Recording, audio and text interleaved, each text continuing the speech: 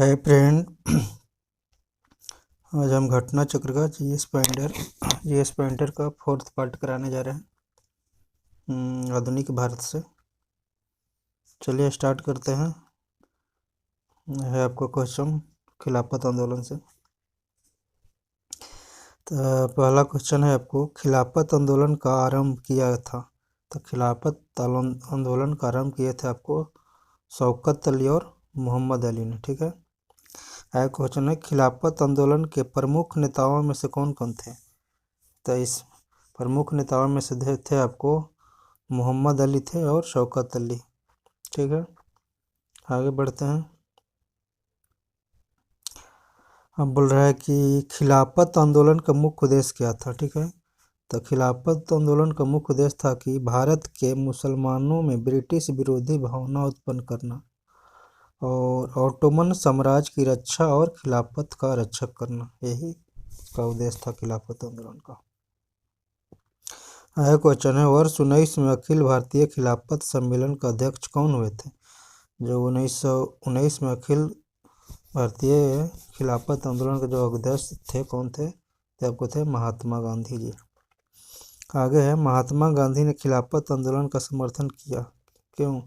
क्योंकि गांधी जी ने अंग्रेजों के खिलाफ अपने आंदोलन में भारतीय मुसलमानों का सहयोग करना चाहते थे, इसलिए। आगे क्वेश्चन है, वह जिसने खिलाफत आंदोलन को हिंदू और मुसलमानों की एकता कहा था। मतलब वह व्यक्ति जो खिलाफत आंदोलन को हिंदू और मुसलमानों की एकता के ऐसे अवसर के रूप में देखना चाहे जो 100 वर्षों में पुनः प्रस्तुत नहीं हो, यह भी बोले थे महात्मा गांधी। है क्वेश्चन है, खिलाफत आंदोलन के दौरान हाजी उल मुल्क की पदवी त्याग दी थी। मतलब जब खिलाफत आंदोलन हुआ था तब मतलब जो हाजी उल मुल्क की जो पदवी था कौन व्यक्ति ने त्याग कर दिया था, तो वो थे आपको हकीम अजमल खां जे थे, आपको हाजी उल मुल्क की पदवी को त्याग दिए थे।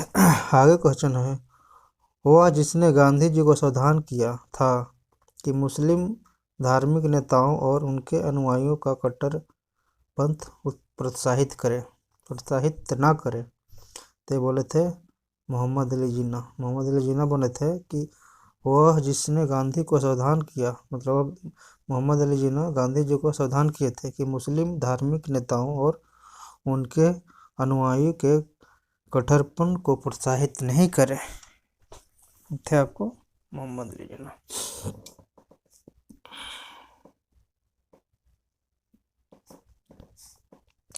है क्वेश्चन है, मोहम्मद अली, शौकत अली, अब्दुल कलाम आजाद और एमएन जिन्ना मतलब मोहम्मद अली जिन्ना में से महात्मा गांधी के खिलाफत आंदोलन का भागीदारी कौन, खिलाफत आंदोलन की भागीदारी की भर्त्सना किसने किया था। मतलब तो इसमें थे आपको जिन्ना जो थे आपको खिलाफत आंदोलन के भर्त्सना मतलब विरोध किए थे। है क्वेश्चन है, खिलाफत आंदोलन का परिणाम क्या हुआ।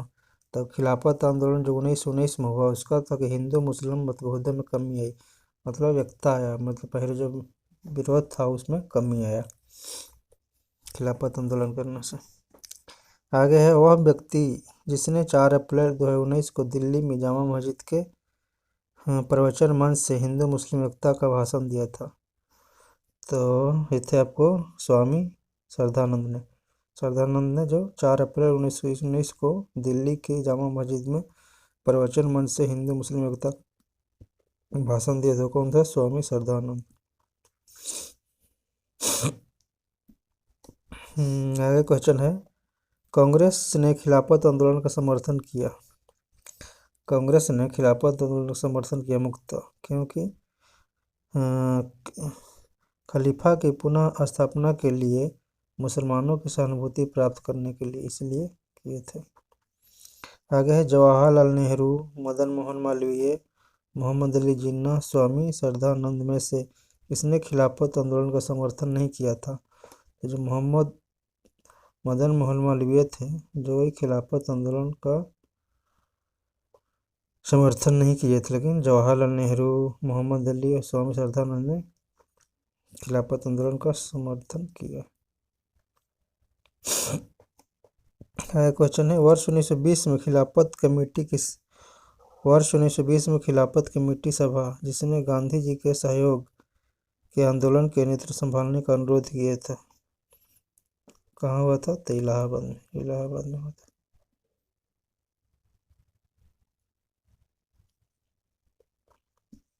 क्वेश्चन है, इस मिसाल में हम मुसलमानों को हिंदुओं से भिड़ नहीं पाए। इस मिसाल में हम मुसलमानों को हिंदू से भिड़ नहीं पाए।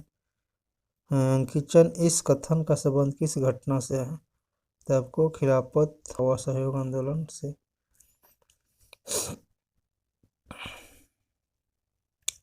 आगे क्वेश्चन है, वर्ष 1921 में मुतला विद्रोह की शाखा क्या थी?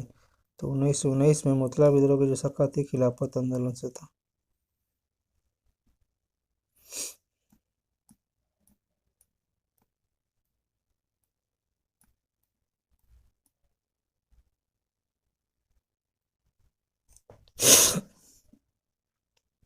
क्वेश्चन है, वर्ष 1920 में नागपुर के भारतीय राष्ट्रीय कांग्रेस के अधिवेशन में असहयोग प्रस्ताव प्रस्तुत किया था किसने? तो 1920 में जो नागपुर में राष्ट्रीय कांग्रेस का राष्ट्रीय अधिवेशन हुआ था उसका प्रस्तावित किया गया था किसके? चित्तरंजन दास वाला, मतलब उसमें अध्यक्ष जो थे आपको चित्तरंजन दास थे।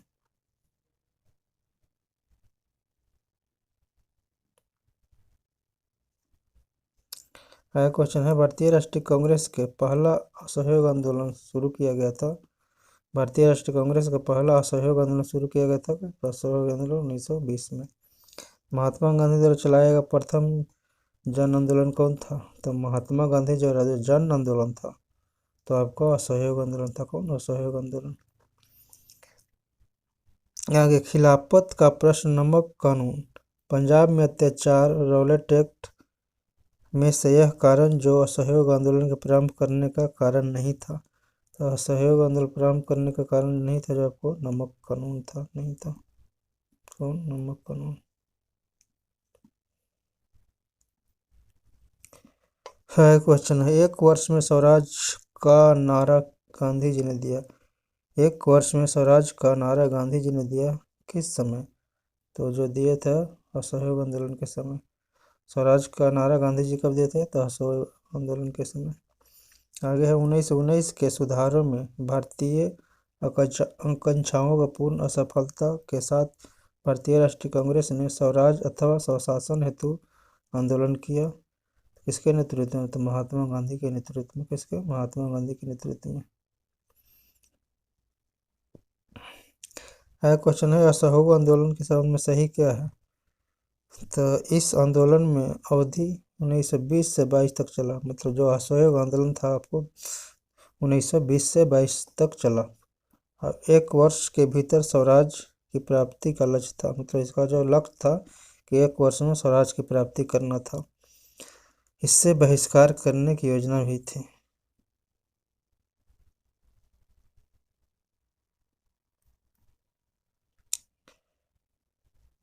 अगला क्वेश्चन है कि गांधी जी असहयोग आंदोलन में लोगों को शराब से पहले परहेज करने का आग्रह किया था। मतलब गांधी जी ने असहयोग आंदोलन में शराब से लोगों को परहेज करने, मतलब शराब नहीं पीने के लिए कहा था। फिर फलस्वरूप सरकार के राजस्व में भारी कमी आई। जब शराब लोग नहीं पिए तो राजस्व में भारी कमी आई। एक प्रदेश की सरकार ने लोगों को फिर से शराब पीने के लिए प्रेरित कर दिया। मतलब कहने का मतलब पहले गांधी जी ने शराब से परहेज करने के बोला तो लोगों ने परहेज किया तो उससे राजस्व में कमी आया। लेकिन एक प्रदेश ने फिर लोगों को शराब पीने के लिए प्रोत्साहित करने के लिए प्रमुख व्यक्तियों के लिए सूची प्रसारित की जो शराब पीते थे।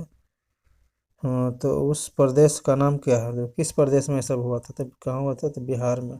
इस समय भी बिहार में शराब बंद है और राजस्व की कमी भी हो रहा है। क्वेश्चन है, असहयोग आंदोलन से के बारे में दिया है। तो कांग्रेस और प्रथम जन आंदोलन बनी, हिंदू मुस्लिम एकता में वृद्धि हुई और जनता के मन में ब्रिटिश शक्ति का भय हट गया। क्वेश्चन है, ब्रिटिश सरकार ने महात्मा गांधी को जो उपाधि दी थी उससे उन्होंने असहयोग आंदोलन के द्वारा वापस कर दिया था। तो असहयोग आंदोलन में जो कौन सी उपाधि वापस किए थे, तो कैसर हिंद का। कौन सा? कैसर हिंद का। ब्रिटिश सरकार ने महात्मा गांधी को जो उपाधि दी थी उसने कौन से, उन्होंने असहयोग आंदोलन के दौरान वापस कर दिया था, तो कैसर हिंद की उपाधि।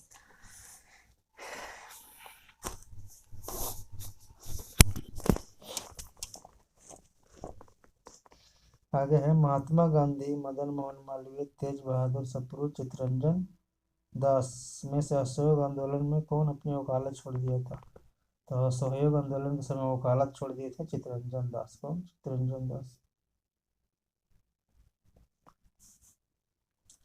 आगे है बाल गंगाधर तिलक, लाला लाजपत राय, मोतीलाल नेहरू, चित्तरंजन दास। इस वह नेता जिसने असहयोग आंदोलन का समर्थन किया परंतु इसके परिणाम नहीं देख सके, तो थे बाल गंगाधर तिलक। बाल गंगाधर तिलक मतलब असहयोग आंदोलन का समर्थन किए बट इसका परिणाम नहीं देख सके, उस समय तक जिंदा नहीं रहा।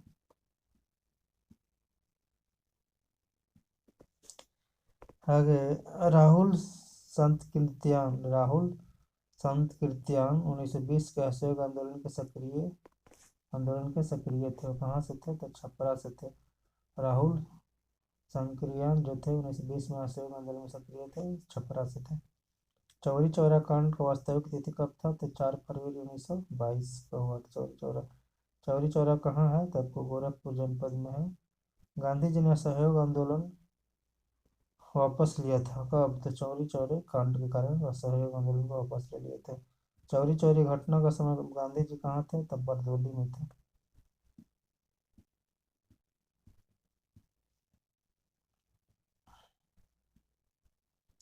क्वेश्चन है असहयोग आंदोलन 1920 में प्रारंभ हुआ था। असहयोग आंदोलन 1920 में प्रारंभ हुआ था, इनसे समाप्त कब हुआ था? असहयोग 1920 में शुरू हुआ और 22 में समाप्त हो गया।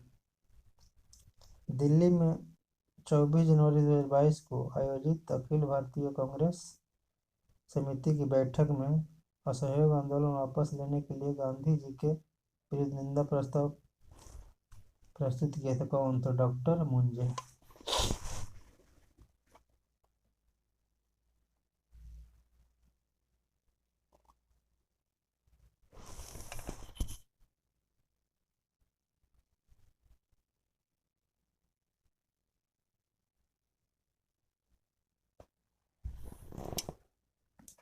क्वेश्चन है असहयोग आंदोलन के स्थगन संबंधी घटनाओं का क्रम बताना है।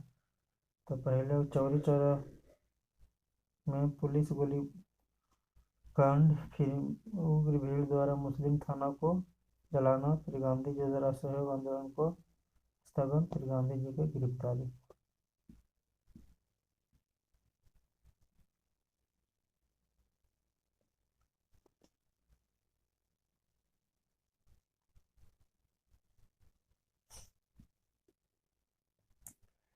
आगे है असहयोग आंदोलन के दौरान बिहार के कृषि का नेतृत्व किसने किया था? असहयोग आंदोलन के दौरान बिहार में कृषकों का नेतृत्व किए थे स्वामी विद्यानंद। को स्वामी विद्यानंद। असहयोग घटनाओं का सही क्रम से जाना है। पहले हुआ चौरी चौरा कांड, फिर बरदौली। चौरी चौरा 22 में हुआ, बरदौली 28 में हुआ। और फिर प्रस्ताव असहयोग आंदोलन का स्थगन हुआ।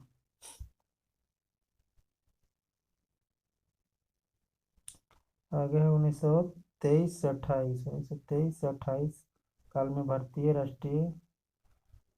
राजनीतिक में क्रांतिकारियों की गतिविधियों की पुनरावृत्ति का कारण क्या था? तो गांधी जी द्वारा असहयोग आंदोलन का स्थगन।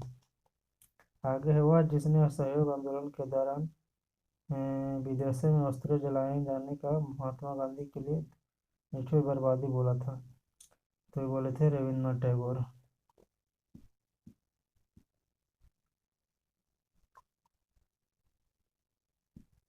क्वेश्चन है काशी विद्यापीठ, गुजरात विद्यापीठ, जामिया मिलिया तथा काशी हिंदू विश्वविद्यालय में से असहयोग आंदोलन 1920 से 22 के दौरान स्थापित किया गया था। तो कब? काशी विद्यापीठ, फिर गुजरात विद्यापीठ, फिर जामिया मिलिया। आगे वर्ष 1921 से 22 असहयोग आंदोलन का मुख्य प्रतिफल क्या हुआ? तो जो 1921 से 22 में जो असहयोग आंदोलन का हुआ तो इसका प्रतिफल हुआ कि हिंदू मुस्लिम में एकता आ गया था असहयोग आंदोलन से। मिलान करना है तो भारतीय राष्ट्रीय कांग्रेस का स्थापना हुआ था आपको 1885 में। बंगाल विभाजन 1950 में लॉर्ड कर्जन के समय। और पार्लियामेंट्री सुधार 1909 में। और 1930 में सविनय अंग आंदोलन।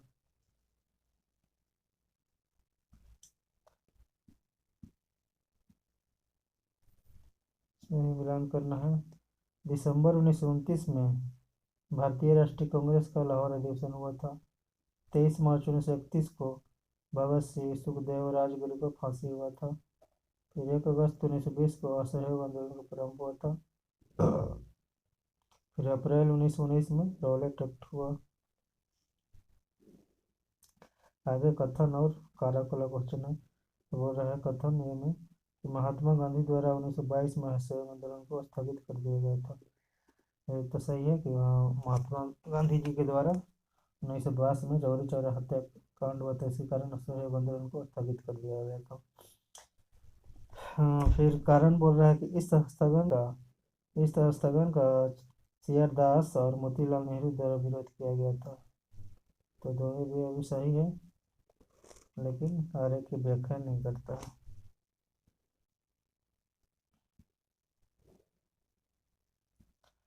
क्वेश्चन है असहयोग आंदोलन के दौरान वह व्यक्ति जिसने पटना कॉलेज को छोड़ा जबकि उसकी परीक्षा केवल 20 दिन बचे थे, तो था को जयप्रकाश नारायण। आगे असहयोग आंदोलन के विरोध सभा असहयोग आंदोलन की विरोधी सभा का स्थापना की थी, कौन कौन किए थे?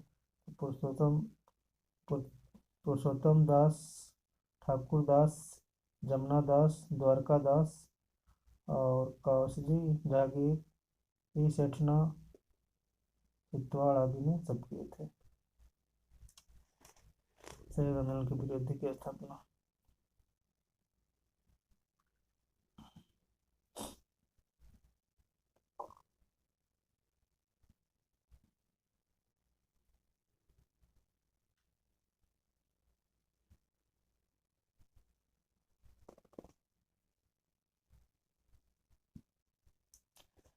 क्वेश्चन है भारत में स्वराज पार्टी की स्थापना किन कारणों से की गई थी?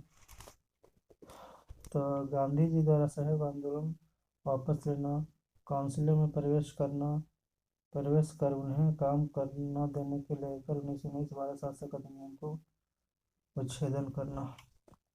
आगे स्वराज पार्टी के निर्माण के लिए कांग्रेस पद से इस्तीफा कौन दिए थे? तो ये थे आपको चितरंजन दास। मतलब स्वराज पार्टी के निर्माण के लिए कांग्रेस पद से इस्तीफा दे दिए थे चितरंजन दास। आगे स्वराज पार्टी के गठन का असफलता के बाद हुआ, मतलब स्वराज पार्टी कौन सा आंदोलन जो हुआ था उसके असफलता हुआ था, सहयोग आंदोलन के कारण असफलता के हाथ में। क्वेश्चन है मोतीलाल नेहरू और चितरंजन दास द्वारा 1930 में जो पार्टी गठित हुआ था स्वराज पार्टी, उसका अध्यक्ष थे आपको सॉरी मोतीलाल नेहरू और चितरंजन दास 1923 में एक पार्टी गठित किया था, उसका नाम था आपको क्या? स्वराज पार्टी था। मोतीलाल नेहरू स्वराज के नेता थे। मोतीलाल नेहरू स्वराज के नेता थे। श्रीनिवास अयंगर, चितरंजन दास और विट्ठल पटेल आदि गोपालाचारी जो कौन था जो आपको स्वराज पार्टी का सदस्य नहीं था? सी राजगोपालाचारी थे, स्वराज पार्टी का सदस्य नहीं था। मोतीलाल नेहरू, चितरंजन दास, सी.एन. केलकर, राजेंद्र प्रसाद में से कौन जो स्वराज पार्टी के सदस्य नहीं था? राजेंद्र प्रसाद स्वराज पार्टी का अध्यक्ष नहीं थे। स्वराज पार्टी का अध्यक्ष थे आपको मोतीलाल नेहरू, चितरंजन दास, केलकर, सभी सब स्वराज पार्टी के सदस्य थे। बिहार में स्वराज दल का गठन कौन किए थे? तो बिहार में स्वराज दल का गठन किए थे डॉक्टर श्री कृष्ण सिंह।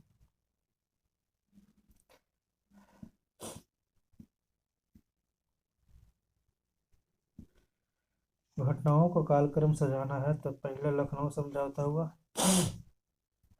फिर जलियांवाला बाग हत्याकांड हुआ, फिर बाल गंगाधर तिलक की मृत्यु हुआ कि स्वराज दल की स्थापना हुआ।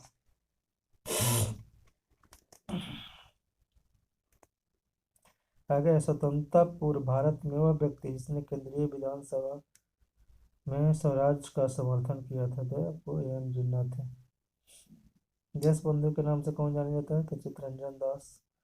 स्वराज आम जनता के लिए होना चाहिए, केवल एक वर्गों के लिए नहीं। प्रसिद्ध घोषणा किसका था तो चित्तरंजन दास। चित्तरंजन दास का मतलब कहना था कि स्वराज मतलब इस सिर्फ एक दल के नहीं होना चाहिए, एक वर्गों के लिए नहीं है, सब वर्गों को होना चाहिए। आगे क्वेश्चन है, कांग्रेस नेताओं द्वारा माउंटेन्यू ट्रांसपोर्ट रिपोर्ट की निंदा करने का कोई दंपति पार्टी छोड़कर गठन किया था तो इंडियन लिबरल फेडरेशन पार्टी। आगे है, 16 दिसंबर 1922 को इंडिपेंडेंट पार्टी बनाने का निर्णय कौन लिए थे तो 16 दिसंबर 1922 को इंडिपेंडेंट पार्टी बनाने का निर्णय जो लिए थे मदन मोहन मालवीय और मोतीलाल नेहरू। मनमोहन मालवीय और Motilal Nehru. Central legislative assembly का प्रथम भारतीय अध्यक्ष कौन थे तो सेंट्रल लेजिस्लेटिव असेंबली का प्रथम भारतीय अध्यक्ष था तो विठल भाई पटेल, विठल जय पटेल, विठल भाई जय पटेल। वह राष्ट्रीय नेता जो 1925 में सेंट्रल लेजिस्लेटिव असेंबली का अध्यक्ष निर्वाचित हुए थे तो विठल भाई पटेल और विठल भाई पटेल। साइमन कमीशन का गठन हुआ था कब 1927 में, लेकिन साइमन कमीशन भारत आया 1928 में। साइमन कमीशन भारत कब आया तो 1928 में।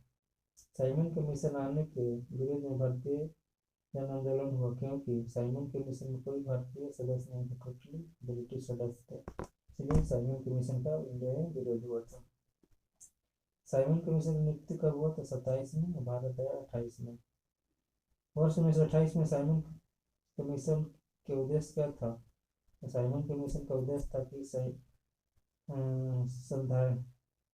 संवैधानिक सुधार पर विचार के लिए, संवैधानिक विचार पर सुधार के लिए।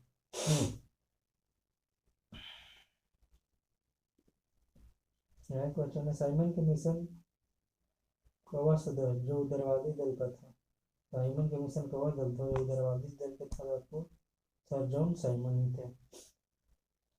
जिसके सुझाव पर भारतीय साइमन से बाहर रखा गया कौन थे लॉर्ड इरविन।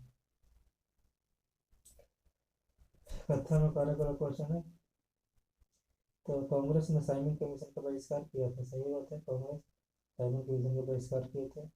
साइमन आयोग का एक भी सदस्य भारतीय नहीं था, तो एक भी सदस्य नहीं भारतीय था, इसलिए इसका विरोध किया गया।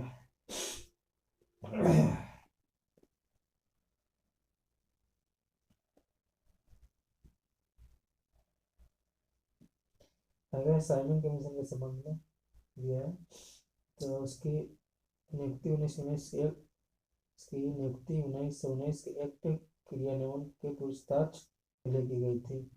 उसके अध्यक्ष सर जॉन साइमन थे, सही है। उसने संघीय प्रकार की सरकार के लिए संतुष्टि की थी, सही है। भारतीय नेताओं ने इसका विरोध किया, सही बात। आगे, साइमन कमीशन के सिफारिशों का संबंध में सही बताना, सही क्या है तो साइमन कमीशन में इसके प्रांतों में दैनिक शासन को उदारवादी सरकार द्वारा प्रतिस्थापित करने के लिए संतुष्टि किया गया था। आगे है, लाला लाजपत राय घायल क्यों हुए थे। लाला लाजपत राय घायल हुए थे कि साइमन कमीशन के विरोध में उनको लाठीचार्ज किया गया था। साइमन कमीशन के विरोध किए थे, उनसे उनको अंग्रेजों ने लाठीचार्ज कर दिया था।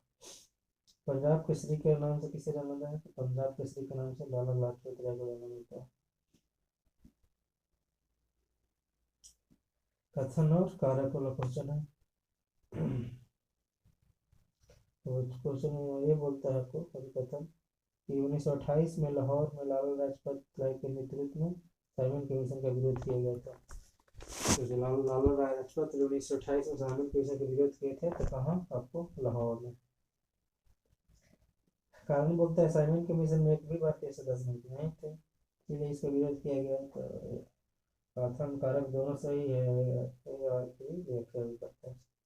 नेहरू रिपोर्ट तैयार किया गया था। तो नेहरू रिपोर्ट जो तैयार किया गया था आपको 1928 में किया गया था जवाहरलाल नेहरू के द्वारा।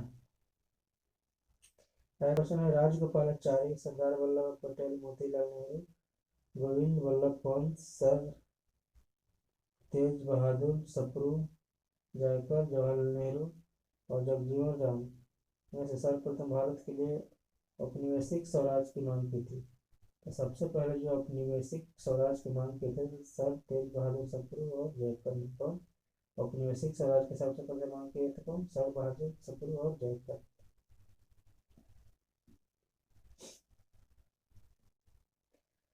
भारतीय स्वतंत्रता आंदोलन के काल के समय में नेहरू रिपोर्ट का अनुशंसा किया गया था किसके द्वारा?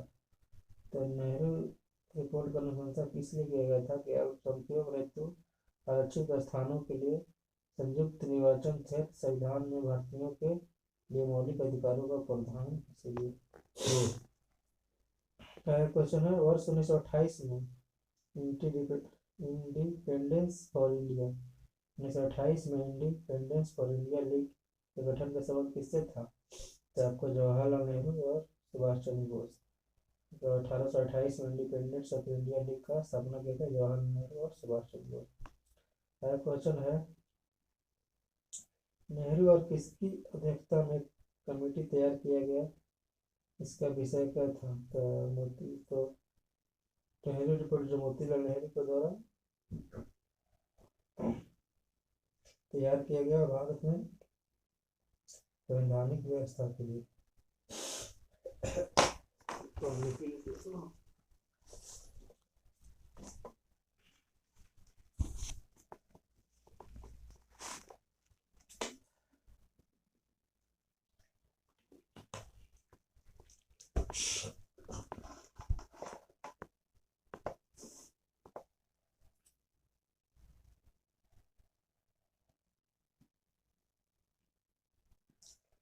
क्वेश्चन है मुस्लिम लीग के इस अधिवेशन में मोहम्मद अली जिन्ना ने अपना 14 सूत्रीय प्रस्ताव रखा था। तो मोहम्मद अली जिन्ना ने 14 सूत्रीय जो प्रस्ताव रखे थे आपको तो 1929 में मुस्लिम लीग के अधिवेशन में।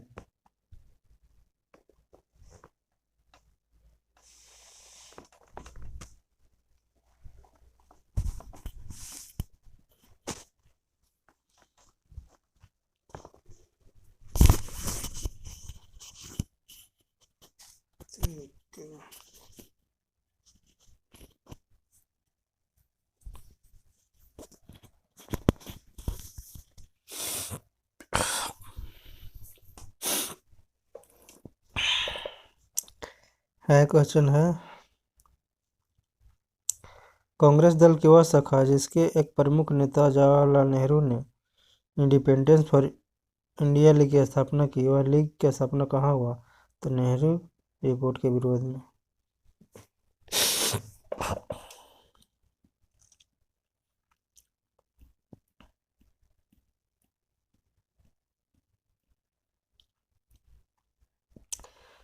कांग्रेस का लाहौर अधिवेशन और पूर्ण स्वराज 1929 के बारे में पढ़ेंगे। तो कह रहा है भारतीय स्वतंत्रता संग्राम के दौरान प्रस्तावित किया कि स्वराज को सभी प्रकार की विदेशी नियंत्रण से मुक्त स्वतंत्रता के रूप में परिभाषित किया। तो कौन किए थे आपको? मौलाना हसरत मोहानी। आगे है 1921 में वर्ष 1921 के अहमदाबाद अधिवेशन में संपूर्ण स्वराज को कांग्रेस का लक्ष्य बनाने का प्रस्ताव रखा था। कौन? हसरत मोहानी ने। कांग्रेस ने पहली बार भारत की स्वतंत्रता प्रस्ताव पारित किया था कब? तो 1929 में। पूर्ण स्वराज का प्रस्ताव लाहौर में पारित किया गया था 1929 में।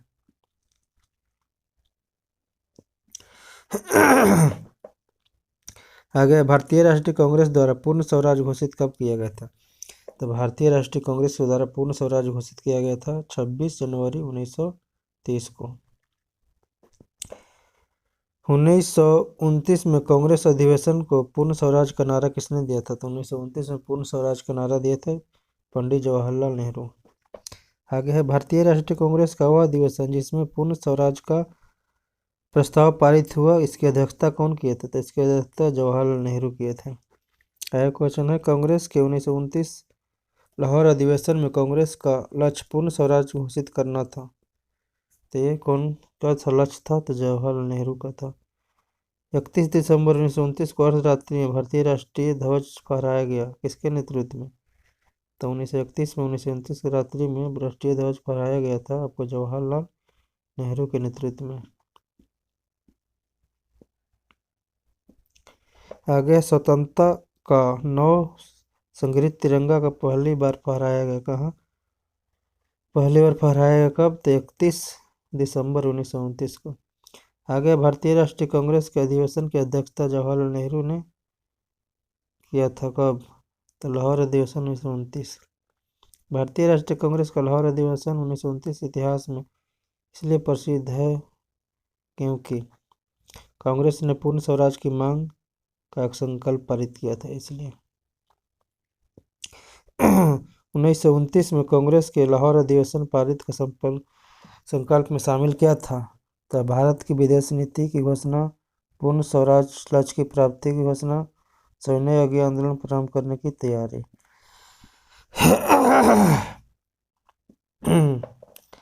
पूर्ण स्वराज संकल्प को भारतीय राष्ट्रीय कांग्रेस के लाहौर अधिवेशन में प्रस्तुत किया था? तो जवाहरलाल नेहरू। सविनय अवज्ञा आंदोलन के बारे में पढ़ेंगे। कार्यकारी कमेटी को सविनय अवज्ञा आंदोलन का प्रारंभ करने का अधिकार दिया गया था? तो लाहौर षड्यंत्र में। कार्यकारी कमेटी के सविनय अवज्ञा आंदोलन प्रारंभ का लक्ष्य किया गया था लाहौर षड्यंत्र में। दांडी यात्रा के साथ प्रारंभ हुआ था? तो दांडी यात्रा का प्रारंभ हुआ था आपको सविनय अवज्ञा आंदोलन। गांधी ने दांडी मार्च कब प्रारंभ किया था? तो 12 मार्च 1930 को दांडी मार्च शुरू किया गया था। गांधी जी ने दांडी यात्रा प्रारंभ किए थे तो कहाँ से? तो साबरमती आश्रम से।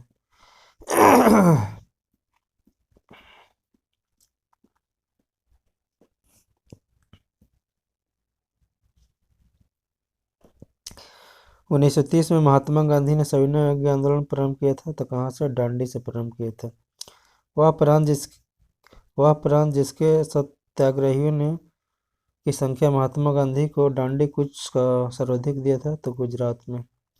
आगे है, गांधी जी ने नमक आंदोलन में भाग लिया था? तो गांधी के नमक आंदोलन में भाग लिए थे। जब गांधी जी नमक आंदोलन किए थे तो कौन कौन भाग लिए थे? तो सरोजिनी नायडू भाग लिए थे, राजकुमारी अमृता कर भाग ली थी, कमला देवी चट्टोपाध्याय भी भाग ली थी।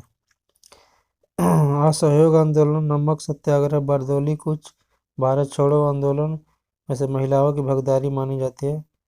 तो नमक सत्याग्रह को महिलाओं की भागीदारी माना जाता है। क्या है कि नमक आंदोलन में सरोजिनी नायडू, राजकुमारी अमृता कौर, कमला देवी आदि ने भाग लिए थे। दांडी मार्च शुरू किया गया था क्यों? जो दांडी मार्च शुरू किया गया था कि नमक कानून तोड़ने के लिए। सविनय अवज्ञा आंदोलन शुरू किया गया था दांडी मार्च के बाद। पहले दांडी मार्च शुरू हुआ, उसके बाद सविनय अवज्ञा शुरू हुआ। दांडी यात्रा कितना दिन चला था? दांडी यात्रा आपको 24 दिन तक चला था। दांडी मार्च, भारत छोड़ो आंदोलन, साइमन कमीशन का आगमन तथा गांधी ऋण समझौता सबसे पहले कौन घटा था? तो सबसे पहले आपको साइमन कमीशन का आगमन घटा था। ये आपको 1928 में साइमन आगमन भारत आया था।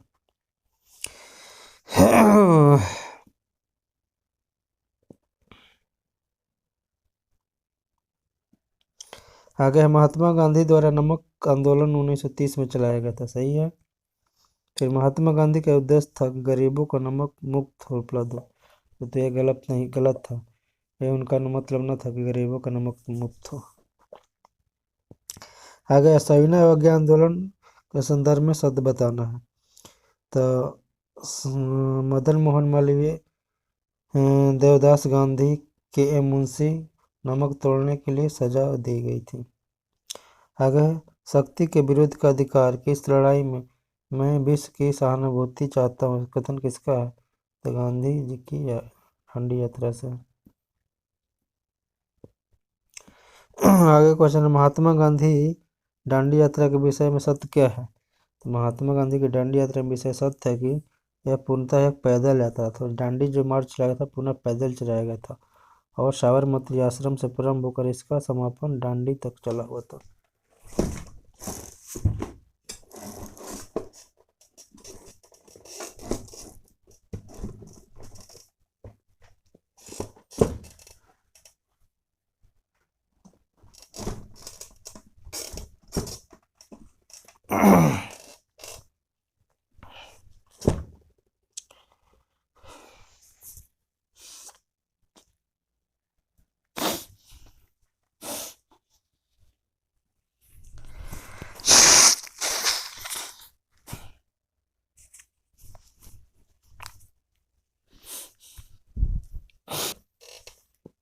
आगे क्वेश्चन है, यह दांडी समापन हुआ फिर साबरमती आश्रम से शुरू होकर समुची यात्रा 24 दिन में पूरी हो गया था। आगे है, नमक सत्याग्रह के समय गांधी जी के गिरफ्तार हो जाने के बाद किस नेता का उनका स्थान, मतलब नमक सत्याग्रह समय गांधी जी गिरफ्तार हो जाने के बाद किस नेता उनका स्थान लिया? तो जब गांधी जी को गिरफ्तार कर लिया गया था तो उनका स्थान लिए थे अब्बास तैयब जी। आगे है, महात्मा गांधी का धरना नमक गोदाम पर कांग्रेस के कर्ताओं के धावे का समय थे वो यरवदा जेल में। जब महात्मा गांधी के धरना नमक गोदाम पर कांग्रेस कर्ताओं के धावे के समय कहाँ थे? यरवदा जेल। वह आंदोलन जिसमें भाग लेने के लिए आचार्य विनोबा भावे ने प्रथम बार गिरफ्तार हुए थे। तो आचार्य विनोबा भावे जो गिरफ्तार हुए थे सविनय अवज्ञा आंदोलन के समय।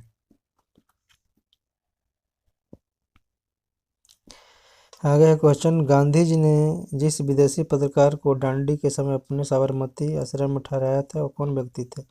तो वेब मिलर थे। वेब मिलर थे साबरमती आश्रम में ठहरे गए थे नमक। आगे है, अप्रैल 1930 में नमक कानून तोड़ने के लिए तंजौर तट पर एक अभियान संगठित किया गया था। तो कौन किए थे? तो श्री राजगोपालाचारी। नमक सत्याग्रह के दौरान बिहार में लोगों का नमक के साथ और इसका विरोध हुआ था। तो चौकीदारी कर का हुआ था विरोध। भारतीय स्वाधीनता संघर्ष के दौरान रेड शर्ट के नाम से भी पहचाने जाने वाले खुदाई खिदमतगार का आह्वान किसने किया था? तब पठान क्षेत्रीय राष्ट्रवादी एकता और उपनिवेशवाद के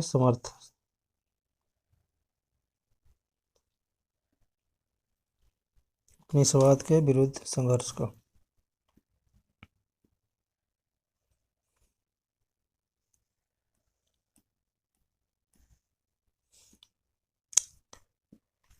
आया क्वेश्चन है, लाल कुर्ती दल का संगठन किसने?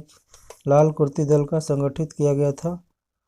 तो लाल कुर्ती दल का संगठित किया गया था कांग्रेस और अंग्रेज को निकालने के लिए किया गया था। आगे है, गढ़वाल रेजिमेंट के सैनिकों के प्रदर्शनकारियों पर गोली चलाने का इनकार कर दिया था। तो सविनय अवज्ञा आंदोलन के दौरान। तो सविनय अवज्ञा आंदोलन के दौरान गढ़वाल रेजिमेंट ने सैनिकों को प्रदर्शनकारियों पर गोली चलाने से इनकार कर दिया था। लाल कुर्ती आंदोलन के नेता कौन थे? तो लाल कुर्ती आंदोलन के खान अब्दुल गफार खान थे। वर्ष 1930 में अंग्रेज सरकार के विरुद्ध प्रसिद्ध पेशवा कांड का नायक कौन था? तो पेशवा कांड का नायक था आपको वीर चंद्र सिंह गढ़वाली। वीर चंद्र सिंह गढ़वाली। जियात्रंग आंदोलन जो हुआ कहाँ हुआ? तो जियात्रंग आंदोलन हुआ था आपको मणिपुर में हुआ था।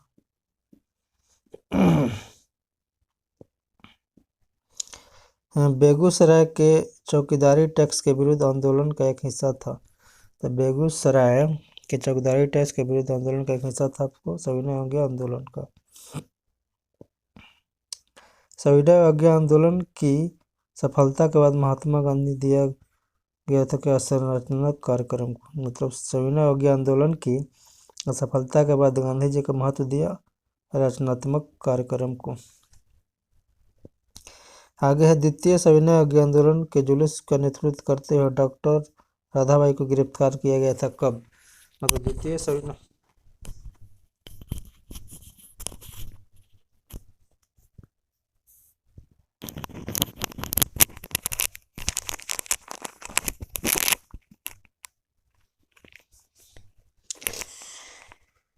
हाँ, द्वितीय सविनय आंदोलन जुलूस का नेतृत्व राधाबाई को गिरफ्तार किया गया था 13 जून 1932 को।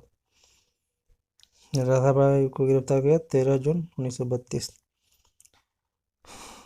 प्रभावती देवी स्वतंत्रता संग्राम की सेनानी थी। कहाँ के? तो प्रभावती देवी थे आपको पटना के।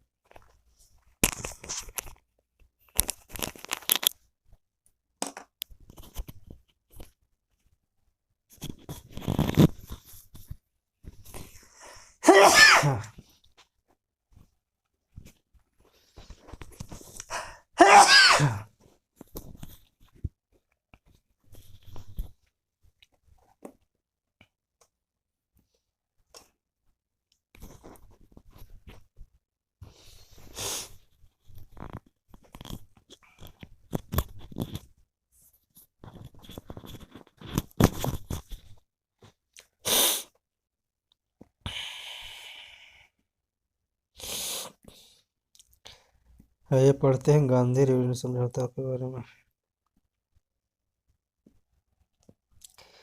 तो गांधी रिविजन समझौता हुआ मुख्य रूप से तो गोलमेज सम्मेलन में कांग्रेस भागीदारी के सहज के लिए।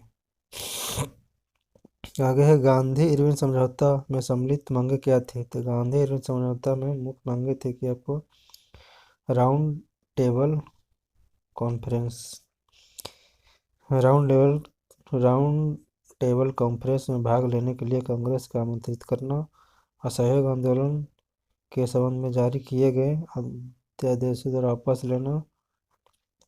लेना, केवल उन कैदियों को रिहाई पर हिंसक अभियान न था। 5 मार्च 1931 को हुआ था। तो 5 मार्च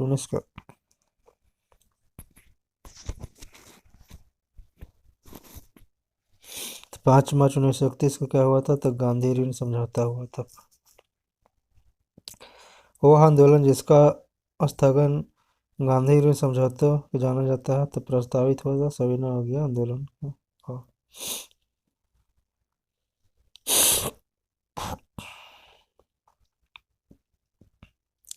गांधी इरविन समझौते के हस्ताक्षरित होने पर महत्वपूर्ण भूमिका निभाई थी कौन? तो तेज बहादुर सप्रू। जो गांधी इरविन समझौता हुआ तो हस्ताक्षर पर मुख्य भूमिका कौन निभाए थे? तो तेज बहादुर सप्रू। गांधी इरविन तथा गांधी दो महात्मा कहा था। तो गांधी और इरविन को दो महात्मा बोले थे आपको सरोजनी नायडू। गांधी इरविन समझौते में महात्मा गांधी के लाभ को सांत्वना पुरस्कार कहा था एलेन कैंपबेल जॉन्स। कांग्रेस का कराची अधिवेशन 1931, इसका अध्यक्ष थे पटेल जी। भारतीय राष्ट्रीय कांग्रेस के कराची अधिवेशन का सभापतित्व कौन थे? तो आपको सरदार वल्लभ भाई पटेल थे, जो 1931 में हुआ था। आगे वर्ष 1931 में भारतीय राष्ट्रीय कांग्रेस कराची अधिवेशन के लिए इसकी अध्यक्षता पटेल जी कर रहे थे। मूल भारतीयों तथा आर्थिक कार्यक्रम पर संकल्पित प्रारूप क्या था? तो पंडित जवाहरलाल नेहरू ने।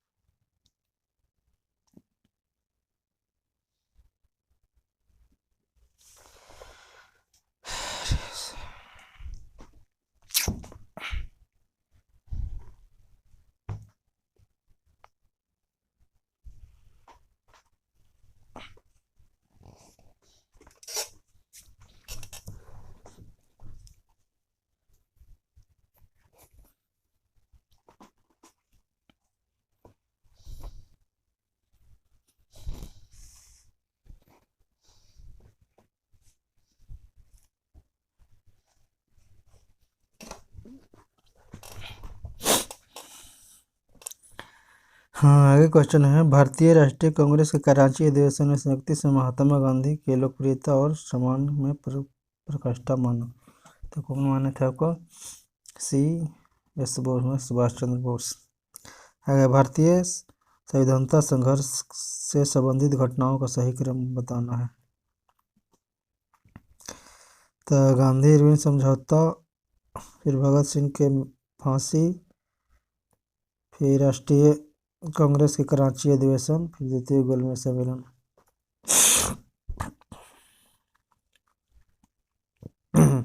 भारतीय राष्ट्रीय आंदोलन संबंधित घटनाओं का क्रम से जाना है। तो गांधी इरविन समझौता हुआ 1931 में, राजगुरु की फांसी भी 31 में हुआ था, डेट अलग था 31 मार्च। फिर भारतीय राष्ट्रीय कांग्रेस का कराची अधिवेशन, ये भी 1931 में हुआ था।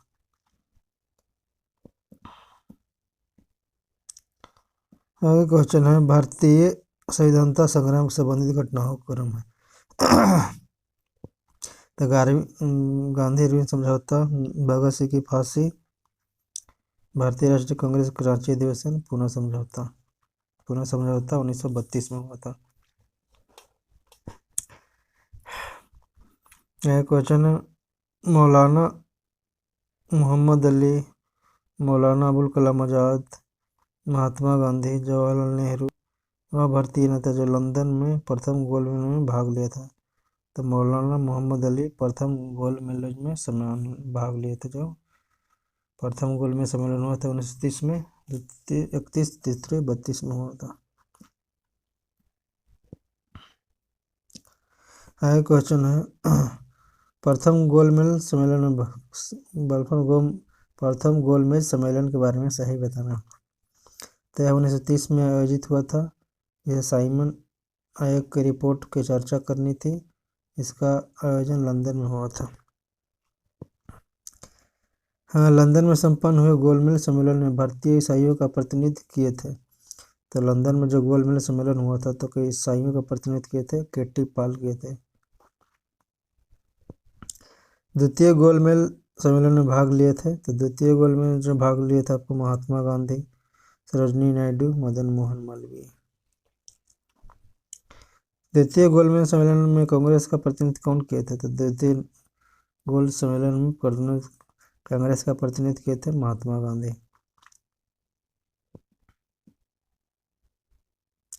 कथन और कारण का क्वेश्चन है। तो जवाहरलाल नेहरू दूसरे गोलमेज सम्मेलन में 1932 में भारतीय राष्ट्रीय कांग्रेस का प्रतिनिधित्व किए थे। तो नहीं, गलत है, नहीं किए थे। आगे है, गांधी इरविन समझौता 1931 में भारतीय राष्ट्रीय कांग्रेस का दूसरे गोलमेज सम्मेलन में भाग लेने का अनिवार्यता था। तो ये सही है, बट सही है, बट ये गलत था। महात्मा गांधी जब द्वितीय गोलमेज में भाग लेने लंदन गए थे तो वह कहाँ ठहरे थे? तो महात्मा गांधी द्वितीय गोलमेज सम्मेलन में भाग लेने गए थे तो किंग्सले हॉल में ठहरे थे। आया क्वेश्चन है, द्वितीय गोलमेज सम्मेलन में कांग्रेस का एक प्रतिनिधि के रूप में भाग लेने के लिए गांधी जी बम्बई से लंदन पानी जहाज से गए थे। तो उस जहाज का नाम क्या था? तो जहाज का नाम था SS राजपूताना था। तो वहाँ ठहरे थे जहाज में गांधी जी, तो किंग्सले हॉल में ठहरे थे। और किस से जहाज से गए थे? तो SS राजपूताना जहाज से गए थे लंदन, बम्बई से लंदन। महात्मा गांधी दिसंबर 1931 में खाली हाथ भारत लौटे। कहाँ से? तो लंदन से। अब जो थे खाली हाथ लौटे थे। द्वितीय गोलमेज सम्मेलन में जिस प्रश्न पर असफल रहा तो वो प्रश्न था आपको सांप्रदायिक प्रतिनिधित्व। उस भारतीय का नाम बताइए जो तीनों गोलमेज सम्मेलन में भाग लिए थे। तो भीमराव अम्बेडकर थे। तीनों गोलमेज सम्मेलन में भाग लिए थे 30, 31, 32 में।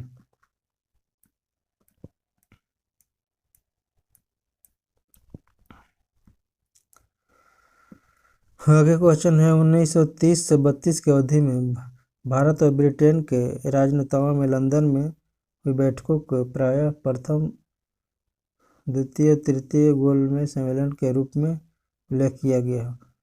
उनका उसी रूप में उल्लेख गलत है, क्योंकि ये तीन अलग अलग सम्मेलन नहीं थे, अपितु यह एक ही सम्मेलन की अवस्था थी जो 3 सत्र में संपन्न हुआ था। सही बात है।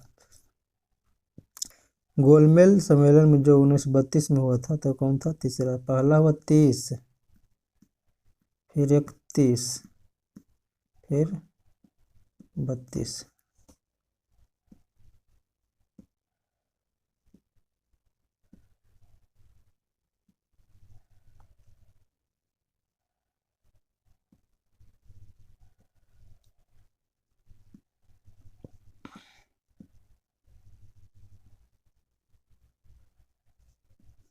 प्रथम गोलमेज सम्मेलन के बारे में सही कथन बताना है। तो प्रथम गोलमेज सम्मेलन आपको डॉक्टर भीमराव अम्बेडकर दलित वर्ग के लिए अलग निर्वाचन मंडल की मांग रखी थी। फिर पूना पैक्ट स्थानीय निकाय तथा सिविल सेवाओं के लिए दलित वर्गों के लिए प्रतिनिधित्व के विशेष उपबंध रखे गए थे। तृतीय गोलमेज सम्मेलन में भारतीय राष्ट्रीय कांग्रेस का भाग नहीं लिया। सांप्रदायिक पंचायत पूना पैक्ट 1932। क्वेश्चन है सांप्रदायिक अधिनियम घोषित किया गया था। तो सांप्रदायिक अधिनियम जो घोषित किया था रैमजे मैकडोनाल्ड के द्वारा 1932 में। अगस्त 1932 में रैमजे मैकडोनाल्ड के सांप्रदायिक पंचायत द्वारा पहली बार पृथक निर्वाचन का समूह बना। किसके लिए? तो अछूतों के लिए। कथन और कारक का क्वेश्चन है।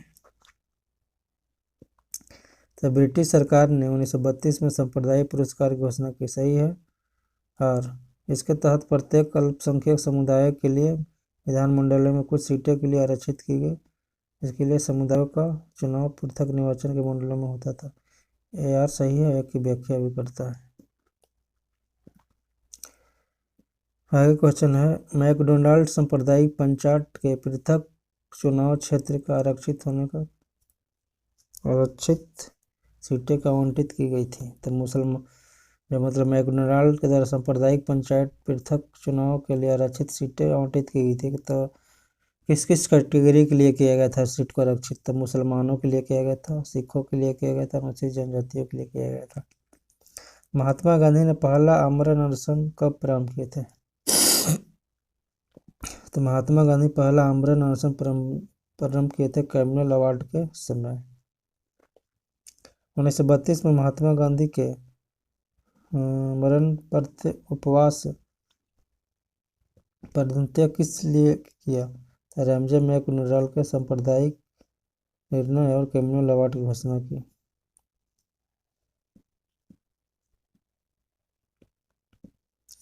क्वेश्चन है सामुदायिक अवार्ड पूना पैक्ट में दलित वर्ग के लिए सीटें दी गई थी। तो दलित वर्ग के लिए सीटें दिया गया था 71 दलित वर्ग के लिए 71 और 147 दलित वर्ग को प्रतिनिधित्व देना था।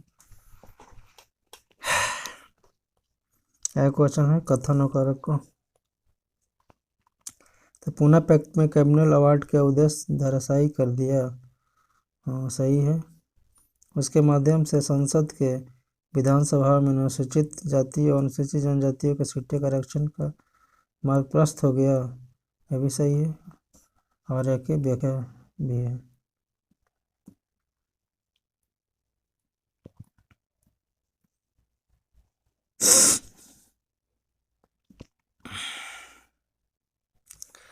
कथन कारण का क्वेश्चन है। तो कह रहा है कथन ब्रिटिश सरकार ने अगस्त 1932 में सांप्रदायिक पुरस्कार की घोषणा की। तो सही है, ब्रिटिश सरकार 1932 में सांप्रदायिक पुरस्कार की घोषणा किया।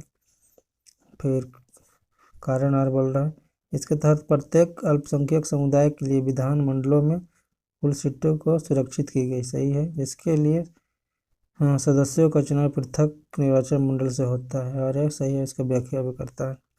भीमराव अम्बेडकर ने गांधी जी के बीच समझौता हुआ था।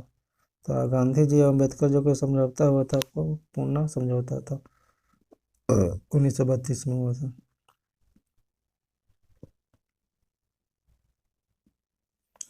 पूना पैक्ट हस्ताक्षर किए गए थे। तो जो हस्ताक्षर किया गया था पूना पैक्ट पर, तो सांप्रदायिक अधिनिर्णय के विरुद्ध गांधी आमरण अनशन के पूना समझौता 24/1932 को हस्ताक्षरित हुआ। इस समझौते पर गांधी जी समर्थक अम्बेडकर के हस्ताक्षर किए गांधी जी ने समझौता पर हस्ताक्षर नहीं किए थे। सांप्रदायिक अधिनिर्णय की घोषणा के पश्चात संपादित किया गया था कहाँ? था पूना समझौता में। भीमराव अम्बेडकर, मदन मोहन मालवीय, राजगोपालाचारी तथा महात्मा गांधी 1932 में ऐतिहासिक पूना समझौता पर हस्ताक्षर किए थे। तो हस्ताक्षर कौन कौन किए थे? तो भीमराव अम्बेडकर, मदन मोहन मालवीय, श्री राजगोपालाचारी। 1932 में पूना पैक्ट के बाद हरिजन सेवक संघ की स्थापना हुई थी। इसके अध्यक्ष कौन थे? तो 1932 में जो पूना पैक्ट के बाद हरिजन संघ का स्थापना महात्मा गांधी जो किए थे, तो उसका अध्यक्ष कौन था? तो घनश्याम दास बिरला थे। ऑल इंडिया अनचेटेबिलिटी लीग के बाद इसका नाम बदलकर हरिजन सेवक संघ कर दिया गया। उसका अध्यक्ष थे GD बिरला, घनश्याम दास बिरला। अखिल भारतीय हरिजन संघ के स्थापना कौन किए थे? तो हरिजन संघ की स्थापना महात्मा गांधी ने किए थे। हरिजन सेवक संघ का पूर्ण नाम क्या था? तो हरिजन सेवक संघ का पूर्ण नाम क्या था? All India anti untouchability league. दलित वर्गों के लिए संघ स्थापित किए थे तो भीमराव अम्बेडकर के द्वारा। महात्मा गांधी क्षणिक भूत की भांति धूल उड़ाते हैं लेकिन अस्तर नहीं, यह किसका कथन है? तो भीमराव अम्बेडकर का। हाँ, किसने कहा था कि महात्मा गांधी क्षणिक भूत की भांति धूल उड़ाते हैं लेकिन कोई अस्तर नहीं? बोले थे भीमराव अम्बेडकर।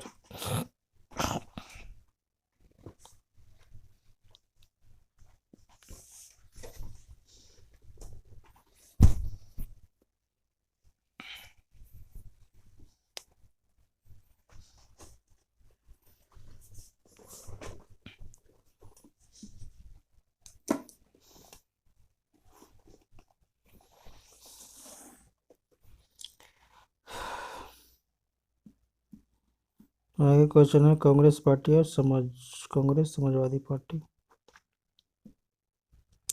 तो कांग्रेस सोशलिस्ट पार्टी का प्रथम बैठक कहाँ? पटना में कब हुआ था? तो कांग्रेस सोशलिस्ट पार्टी की पहली बैठक पटना में हुआ था आपको 1934 में। MN राय, गणेश शंकर विद्यार्थी, पट्टमतानु पिल्लई, आचार्य नरेंद्र देव ऐसे कांग्रेस समाजवादी दल का प्रमुख नेता कौन थे? तो कांग्रेस समाजवादी दल के प्रमुख नेता थे आपको आचार्य नरेंद्र देव। वर्ष 1934 में पटना में अखिल भारतीय कांग्रेस के समाजवादी पार्टी का संयोजक कौन थे? तो जयप्रकाश नारायण। 1934 में कांग्रेस के समाजवादी पार्टी का गठन किया गया था तो जयप्रकाश नारायण और आचार्य नरेंद्र देव के द्वारा।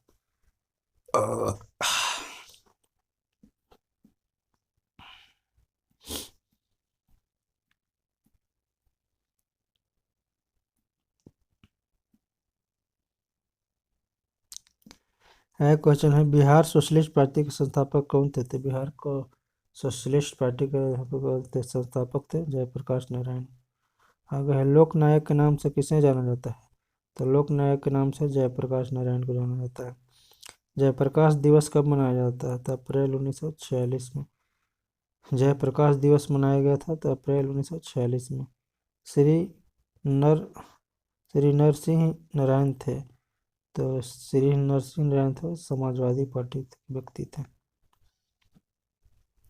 सही कथन दिया है, इसके बारे में पढ़ना है। तो 1936 में हस्ताक्षरित बॉम्बे मैनिफेस्टो प्रत्यक्ष रूप से समाजवादी आदर्शों के प्रतिपादन का विरोध किया था। इसको समस्त भारत में बृहत व्यापारिक समुदाय का सहयोग मिला था। प्रांतीय चुनाव और मंत्रिमंडल का गठन 1937। वर्ष 1937 में संपन्न विधानसभा चुनाव में इंडियन नेशनल कांग्रेस का बहुमत नहीं मिला था। तो 1937 में जब विधानसभा का चुनाव हुआ था तो कांग्रेस का बहुमत कहाँ नहीं मिला था? तो पंजाब में नहीं मिला था, और जगह नहीं मिला था लेकिन पंजाब में भी नहीं मिला था। प्रांतीय सरकारों का गठन किया गया है तो प्रांतीय सरकार का गठन किया गया 1935 के अधिनियम के तहत। 1935 अधिनियम के तहत कराए गए विधानसभा के चुनावों में मद्रास, उड़ीसा, बिहार, बंगाल राज्य में से कांग्रेस का पूर्ण बहुमत कहाँ मिला था? 1935 में चुनाव जो कांग्रेस को कराया था मद्रास में, बिहार में, उड़ीसा, बंगाल में, तो कांग्रेस को बहुमत मिला था आपको बंगाल में।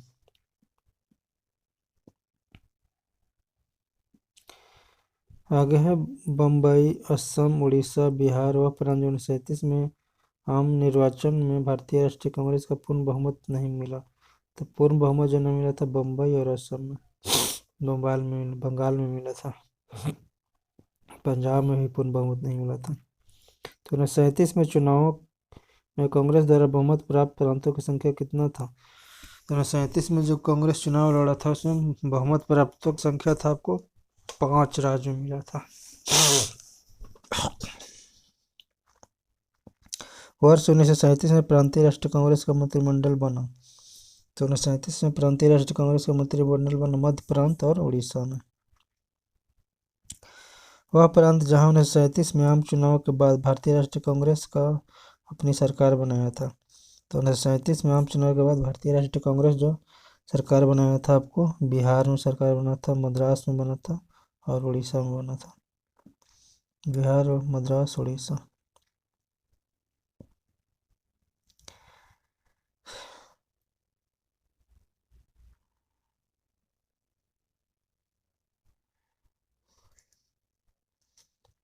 यहाँ क्वेश्चन है बिहार, मद्रास, उड़ीसा, पंजाब में से वह प्रदेश जिसमें 1935 के अधिनियम के अंतर्गत कांग्रेस के मंत्रिमंडल का गठन नहीं हुआ था। तो 35 में आपको पंजाब में गठन नहीं हुआ था, बिहार, उड़ीसा, मद्रास में हुआ था। 1935 अधिनियम के उपरांत 1937 में हुए चुनाव का गठित कांग्रेस मंत्रिमंडलों का काल कर रहा था। तो कांग्रेस का जो कार्य कर रहा था तो 28 माह का रहा था। बिहार के पहले कांग्रेस मंत्रिमंडल का नेतृत्व किसने किए थे? श्री कृष्ण सिंह ने किए थे। मुस्लिम लीग ने मुक्ति दिवस कब मनाया? तो 1939 में मुक्ति दिवस मनाया। कांग्रेस के भू स्वामित्व को समाप्त करने की नीति बनाई गई थी। तो नीति जो बनाया गया था आपको कार्यकारिणी कमेटी 1937 के चुनाव में पश्चात यूपी में गठित मंत्रिमंडल में वित्त विभाग को सौंपा गया था। तो वित्त विभाग जो सौंपा गया था आपको रफ़ी अहमद की दवाई को सौंपा गया था 1937 के मंत्रिमंडल विभाग रफ़ी अहमद की दवाई। कांग्रेस के प्रशासनिक प्रदेशों में मुस्लिमों की शिकायत से संबंधित रिपोर्टों का सही कालक्रम क्या है? तो पीरपुर रिपोर्ट, शरीफ रिपोर्ट, मुस्लिम सफरिंग अंडर कांग्रेस रूल।